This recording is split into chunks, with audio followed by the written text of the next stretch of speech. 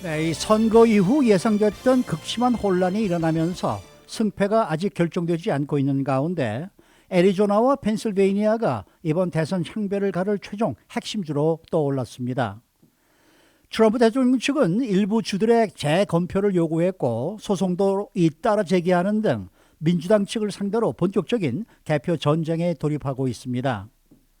조 바이든 후보 측은 개표만 끝나면 승리가 확실하다면서 인수 사이트까지 개설했지만은 소송과 개표 지연 등으로 결과 확정이 늦어지게 되면은 이른바 불확정 선거가 되면서 연방 하원에서 대통령을 선출하는 상황까지도 갈 수 있게 돼 관심이 모아지고 있습니다.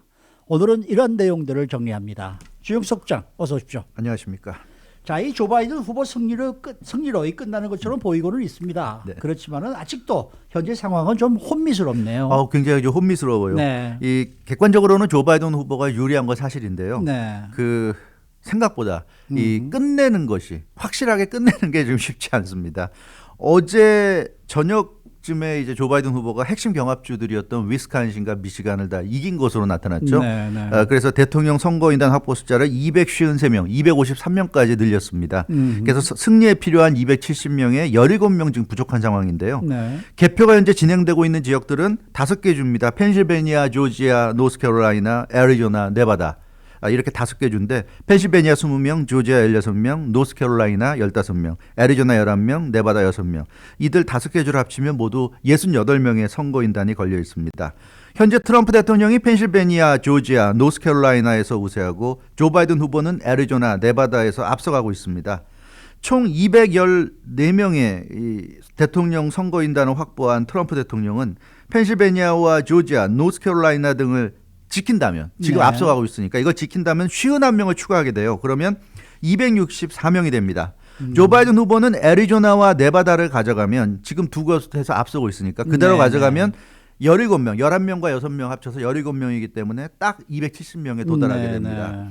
그래서 지금 구도가 그대로 가면 아슬아슬하게 조 바이든 후보가 당선이 되는 건데요. 현재 애리조나와 네바다에서 조 바이든 후보가 우편 투표 개표가 계속해서 이루어지고 있는 상황 속에서 남은 우편 투표 개표 지역들이 뭐 피닉스라든가 라스베가스라든가 민주당 강세 대도시들이 있는 카운티들이기 때문에 트럼프 대통령에게 역전당하지는 않지 않겠는가 이런 네, 지금 관측이고요. 게다가 펜실베니아, 조지아, 노스캐롤라이나 등에서 또 마찬가지로 막판에 개표가 완료되면 조 바이든 후보가 아무래도 역전하지 않겠는가 이제 이런 네. 분석이 나오고 있어요. 그런데 어제 저녁을 지나면서 상황이 다소 달라졌습니다.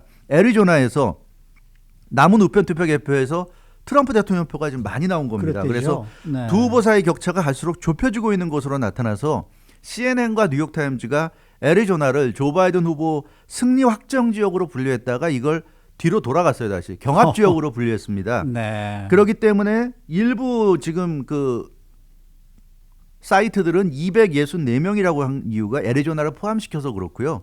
지금은 애리조나를 포함 안 시켜서 253명입니다. 그러니까 네. 264명이라고 그러면 애리조나가 조 바이든 후보에게 확정됐다고 해야지 그렇게 가능한데 지금으로서는 애리조나는 아직까지는 그렇게까지 볼 수는 없는 것 같아요. 그래서 253명이 맞는 거고요. 네. 264명이라고 하는 건 AP통신은 아직은 264명에서 고치지 않고 있어요. 네. 애리조나를 그냥 조 바이든 후보가 차지했다고 AP통신은 보고 있는데 뉴욕타임즈와 CNN은 그렇게 안 보고 있습니다. 지금 네, 상황이 네. 좀 약간 미묘해졌다. 그리고 애리조나가 지금 개표가 86%까지밖에 진행이 안 됐기 때문에 14%가 남아 있어요. 그래서 네, 네. 애리조나 상황을 좀 봐야 된다. 지금 이런 얘기고요. 만약에 트럼프 대통령이 애리조나나 네바다나 11명의 애리조나, 6명의 네바다 중에 하나라도 가져가고 앞서고 있는 펜실베니아, 조지아, 노스캐롤라이나를 다 지키면 트럼프 대통령이 276명이나 271명이 됩니다. 그럼 트럼프 대통령이 당선이에요.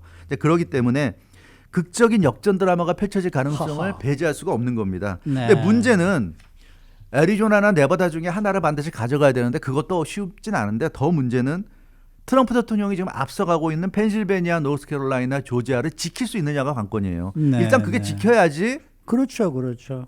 조 바이든 후보가 앞서고 있는 두 개 중에 하나를 이제 가져가는 걸 기대할 수 있는데 지금 만만치가 않고요. 아마도 노스캐롤라이나는 트럼프 대통령이 그냥 지킬 것 같은데 펜실베니아와 조지아가 관건입니다.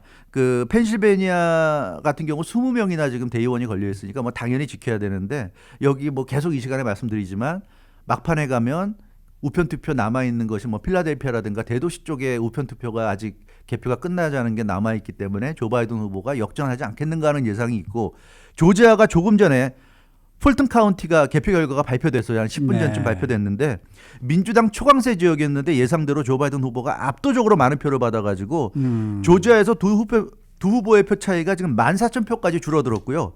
퍼센테이지로는 0.3%로 좁혀져서 지금 제가 이 시간에 계속 말씀드리지만 조지아도 조 바이든 후보가 가져갈지 모르겠다 얘기했는데 지금 조지아가 지금 역전되기 직전까지 갔어요. 조지아주 총무처 장관이 지금 발표한 걸 보면 아직도 60만여 장의 우편 투표 용지들이 개표를 기다리고 있다고 그럽니다. 이게 전부 다 개표할 거라고 하는데 그래서 지금 트럼프 대통령은 두 가지예요. 하나는 자기가 앞서고 있는 세 개 주, 펜실베니아, 노스캐롤라이나, 조지아를 반드시 지켜야 되고 그렇죠. 우위를 끝까지 그리고 애리조나나 네바다 중에 하나를 이겨야 됩니다. 그렇게 되면 트럼프 대통령이 당선이에요. 근데 과연 그게 가능할지 굉장히 지금 예측하기 어려운. 그러니까 객관적으로 보면 조 바이든 후보가 유리한 건 사실인데 그렇다고 우리가 그런 어떤 이론적인 판단만 갖고 결정을 내릴 수는 없잖아요. 카운터가 다 돼야 되니까 이게 지금 애매한 상황입니다. 네, 이거 정말 수학을 잘 못하는 사람들은 계산도 잘 못하겠어요.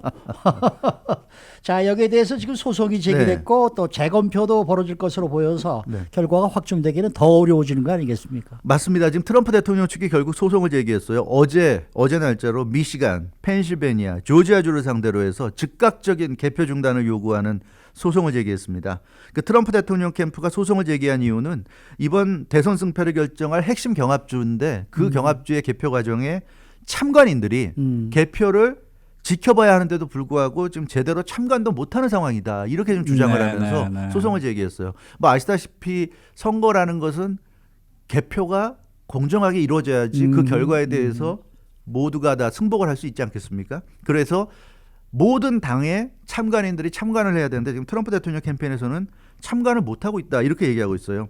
특히 미시간과 펜실베니아에서 진행되는 개표가 모든 규정과 모든 절차를 지켜가면서 이루어지고 있는 것인지 정확하게 알 도리가 없다. 왜냐하면 자기들이 지켜보질 않으니까 모르겠다는 얘기예요. 그래서 소송을 제기했다 이렇게 설명을 했고요.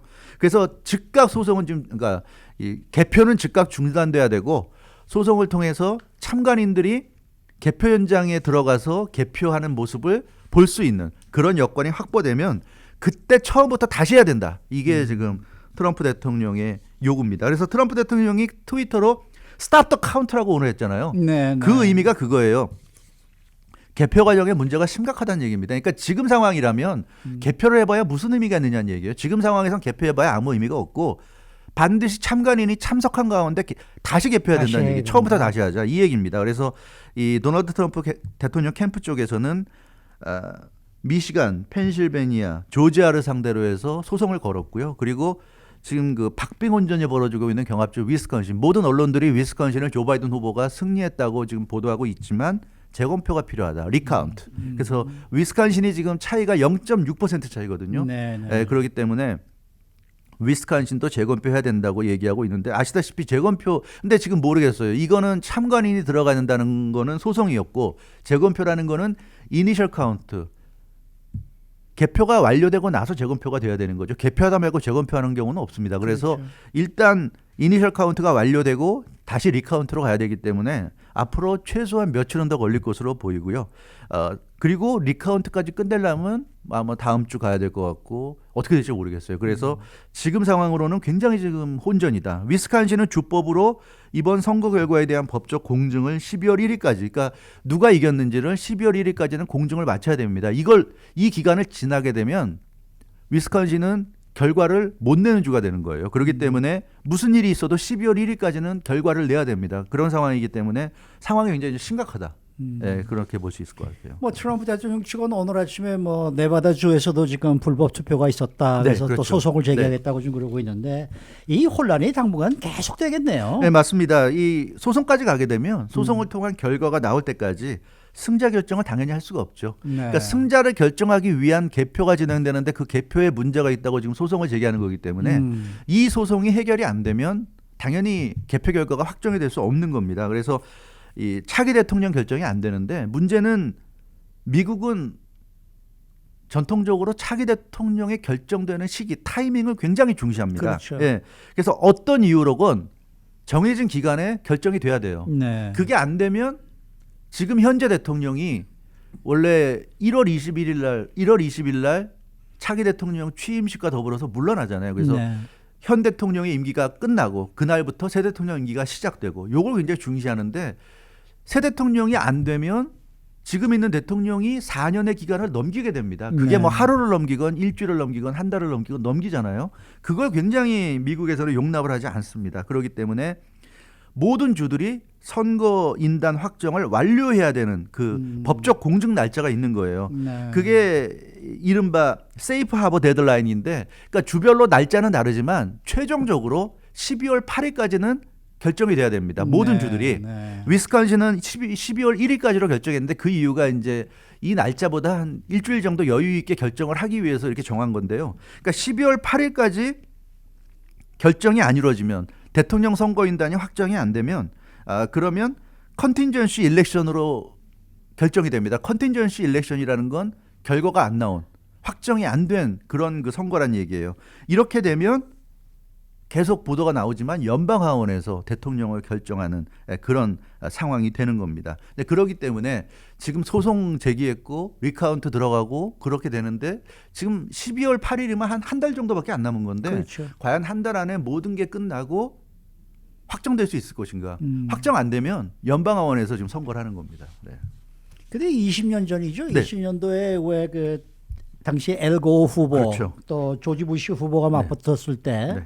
그때도 전례가 있기 때문에 그런 지금 상황에서 소송전을 벌인다. 그렇게 된다 그러면은 좀 트럼프 대통령에게 불리할 것이다. 이런 얘기가 나오고 있지 그렇죠. 않습니까? 그때도 사실은 바로 이 세이프 하버 데드라인 때문에 네. 엘고 후보가 진 거죠. 엘고 후보 쪽이 소송전을 벌였는데 그 당시 연방 대법원이 뭐라고 그랬냐면 이 소송을 받아들여서 소송을 계속 끌고 갈 경우에는 12월 8일 이 데드라인을 넘기게 되는데 그러면 안 된다. 그럴 수 없기 때문에 이번 소송을 뭐 기각한다 이렇게 결정을 내렸어요. 네. 그러니까 엘고 후보가 그걸 받아들여서 승복을 해버렸습니다. 그래서 조지 W 부시 후보가 대통령 당선이 확정될 수 있었는데요. 네, 네. 근데 문제는 지금의 연방 대법 그래서 그 당시 얘기를 하면서 설사 트럼프 대통령이 소송전으로 끌고 가도 이 12월 8일 이 데드라인을 넘길 수는 없기 때문에 이거는 미국에서는 불문율이기 때문에 어떤 식으로든 연방 대법원이 12월 8일 전에는 결정을 내려줄 것이다. 이제 네. 이런 얘기예요. 그렇게 되면 트럼프 대통령이 이기지 못할 거란 얘기인데 근데 문제는 연방 대법원의 구성이 2000년과는 달라졌잖아요. 그렇죠. 지금은 보수가 6, 네, 진보가 네, 3입니다. 그래서 네. 지금 소송으로 가져가면 연방 대법원이 엘고 후보 때 그때 판례를 그대로 인용할까? 지금 많은 사람들 예상은 다른 판결을 내릴 가능성이 있다는 얘기입니다. 네. 이제 그렇게 되면 트럼프 대통령에게 유리한 그런 결정이 내려질 수가 있는 거고요. 또 하나 좀 중요한 것은 그 연방 대법원이 소송을 하기 위해서는 검토를 해야 되잖아요. 모든 것을 검토하고 또 의논하고 그래서 결정을 내려야 되기 때문에 시간이 걸리는데 연방 대법원이 그 12월 8일 데드라인까지 결론을 못 내리면 그것도 마찬가지로 어찌 됐건 12월 8일까지 대통령이 결정 못 되는 거기 때문에 그 순간에 미국의 수정헌법 12조에 의해서 바로 이 컨틴전시 일렉션으로 결정이 되면서 연방하원에서 대통령을 선출하는 그런 쪽으로 가는 겁니다. 따라서 연방 대법원이 결정을 안 내려줘도 그냥 12월 8일까지만 끌고 가주면 트럼프 대통령에게는 굉장한 이득이다. 그러니까 지금의 이 뭐 위스콘신이 어떻고 애리조나가 어떻고 펜실베니아가 어떻고 아무 의미 없어지는 거예요. 그러면 그때는 그냥 연방하원에서 결정을 하는 겁니다.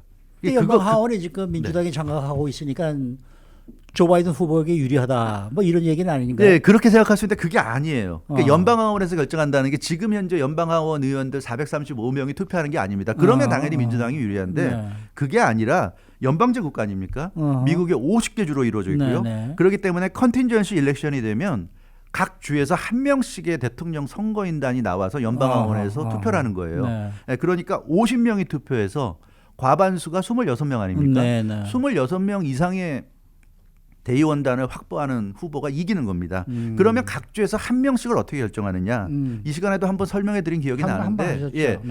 각 주마다 연방하원 숫자가 있지 않습니까? 네네. 그 연방하원 숫자에서 한 명이라도 더 많은 정당이 그 주를 대표하는 겁니다. 어허. 그러니까 캘리포니아는 당연히 민주당이 많으니까 민주당인데 캘리포니아 한 표예요. 네. 뭐 그런 식으로 해서 모든 주가 한 표인데 지금 따져보면 공화당이 앞서는 연방하원 의원 숫자가 앞서는 주가 26개 주. 어허. 민주당이 연방하원 의원 숫자가 앞서는 주가 24개 줍니다. 24개 죠. 그러니까 연방하원에서 대통령 선출하면 무조건 트럼프 대통령이 트럼프가 당선이에요. 트럼프 대통령이 당선이에요. 이기네. 공화당이 앞서는 주에서 조 바이든 후보를 뽑아줄 리가 없죠. 그러니까 트럼프 대통령은 무조건 버티기만 하면 당선된다. 아하. 극단적으로 보면 그렇게 얘기할 수 있는 거예요. 네. 그렇기 때문에 트럼프 대통령은 소송까지 가는 이유가 이기려고 가는 게 아니라 시간 끌기 위해서 간다.